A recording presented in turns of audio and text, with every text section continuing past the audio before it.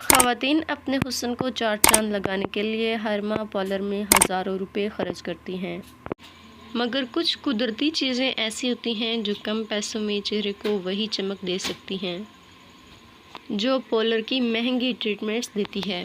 سب سے اچھی بات، ان چیزوں کے قدرتی ہونے کی وجہ سے کوئی سائیڈ ایفیکٹ بھی نہیں ہوتے۔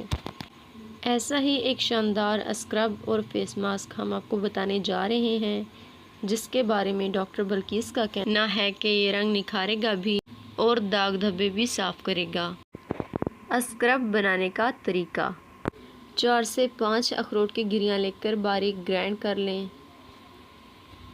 ایک بڑا چمچ پسی ہوئی ملتانی مٹی، ایک بڑا چمچ چھنا ہوا بیسن، 1 چمچ سندل کا بردہ لے کر ملا لیں۔ اس میں اتنا عرق گلاب ڈالیں کہ لیپ تیار ہو جائے۔ استعمال کرنے کا طریقہ: اس لیپ کو چہرے، گردن، ہاتھوں اور پاؤں پر بھی لگائیں۔ 10 منٹ تک اچھے سے اسکرب کر کے سو جائیں۔ صبح اٹھ کے چہرہ دھو لیں۔ یہ اسکرب دھوپ سے جھلسی جلد کی رنگت بھی نکھارے گا اور داغ دھبے بھی صاف کرے گا۔